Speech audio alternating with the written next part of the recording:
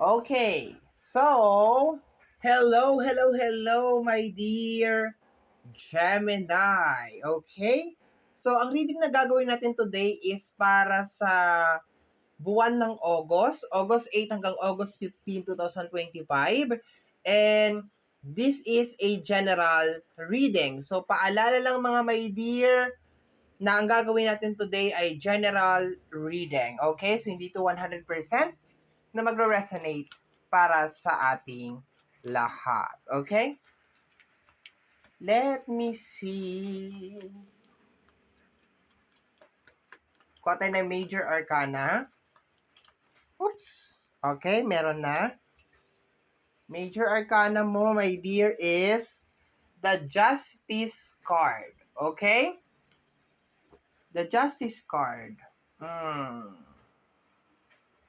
Pwede itong maging good, pwede itong maging good, pwede itong maging bad. Pero based sa aking energy, sa aking nararamdaman, it is a bad na energy.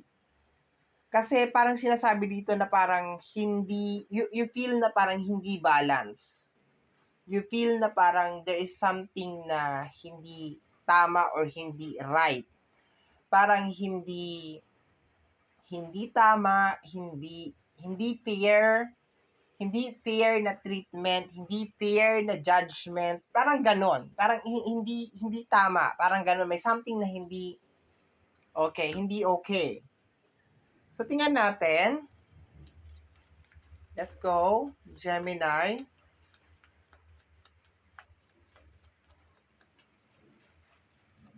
Kuha pa tayo ng card. Okay. We have here the Five of Swords. And parang you cannot complain. Parang hindi ka makapagsalita. Hindi ka makapag-react. There's a tendency na baka merong mga energy around you, my dear Gemini, sa mga araw na to na meron silang ginagawa and then hindi ka makapag-react o hindi ka makapag-complain. Okay. Tingnan natin.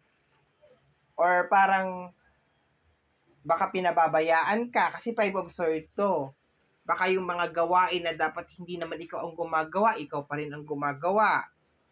Basta parang hindi patas. Parang hindi fair yung nangyayari. Kasi kung makikita mo dyan, yung dalawang tao doon, iniwanan yung mga sword kay Five of Sword. Okay? So, pero nakukuha ko parang hindi ka makapag-complain. Okay? Parang go with the flow ka na lang. Maski parang hindi mo gusto kung ano yung nakikita mo or kung ano yung naririnig mo, parang go with the flow ka na lang. Okay? So, let's go tayo.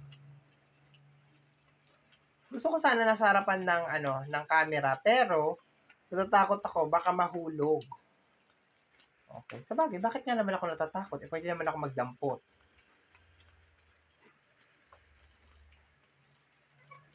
Tingnan natin. Oops, I can see the Page of Cups. Okay? Talagang kinokontrol mo yung emosyon mo, my dear, sa mga araw na to. Okay? Parang sinasabi mo sa sarili mo na, okay lang yan. Sige lang. Parang ganun. Okay? May mga tao na mali ang pagtrato sa'yo sa mga araw na to. Expected mo na yun, my dear. Expected mo na baka malamangan ka, so be careful. Sa mga transaction, sa mga gagawin mo, be careful. Matitake advantage ka. Yung pagtitake advantage na yun, my dear, yung hindi fair na energy, I think yun kasi, my dear, ang magti-trigger sa'yo eh. Okay? Kasi parang, for some of you, tatanungin ninyo, bakit ganun? Ano bang ginawa ko to deserve this kind of energy? Bakit ganun? Bakit nila ako ginaganon? Bakit ganyan? Bakit? And, ang ano dito, my dear, hindi ka makapag-complain. Okay? Hindi ka makapag-complain siguro kasi baka umiiwas ka sa gulo or ayaw mo ng gulo or ayaw mo ng away. If just in case, depende sa wands, si wands ang magsasabi kung meron kung 5 of wands ang mahulog, ibig sabihin magkakaroon ng gulo. Okay? Pero I can feel na parang wala namang ganun. For some of you, nagtitimpi lang kayo kasi parang umiiwas nga kayo sa gulo. Parang ganon. Hindi na kayo nagsasalita. Kumbaga, sinasarado na lang ninyo yung inyong mga bibig.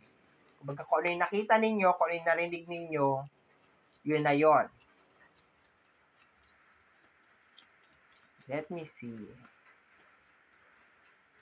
Mhm.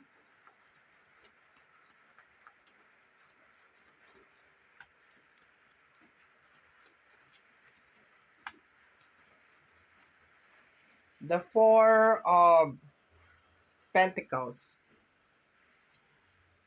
Parang you're stuck. Pwede sa trabaho, posibleng sa relationship, obligation. Yung pakiramdam niya parang stuck. Parang sumisigaw, my dear, yung kaluluwa mo na ayoko na dito, parang ganun. Pero parang wala kang choice.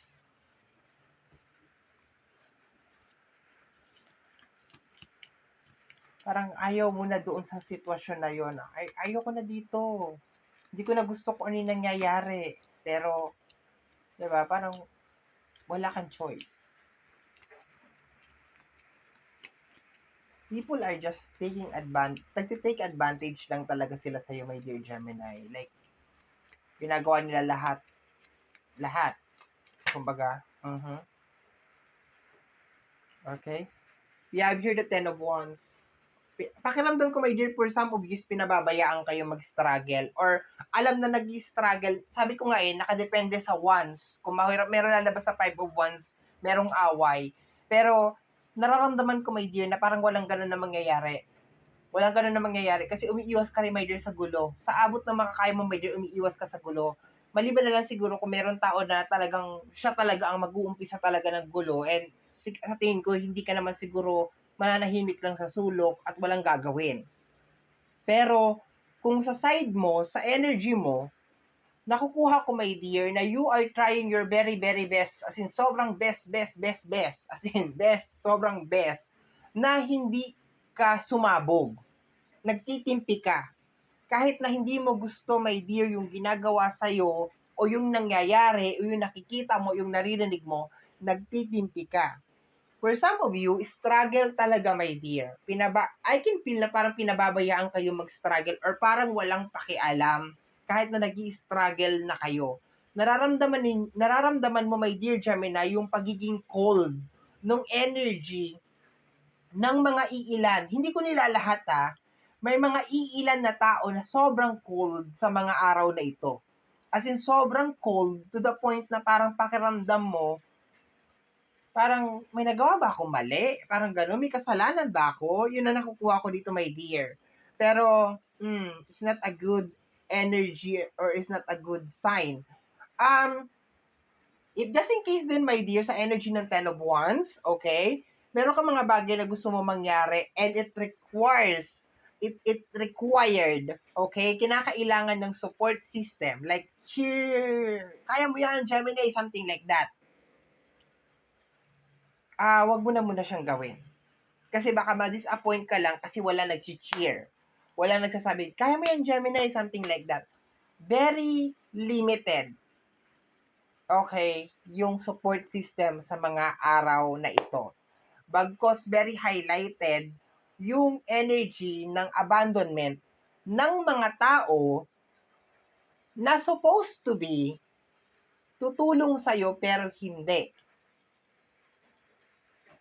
To make the situation worse, kung meron mga tao na may galit sa'yo, I think this is the time na parang,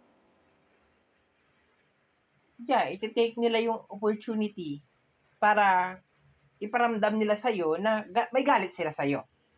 Pero sa side mo, my dear, I can feel na you're trying to relax as much as possible. You're trying to stay away from trouble.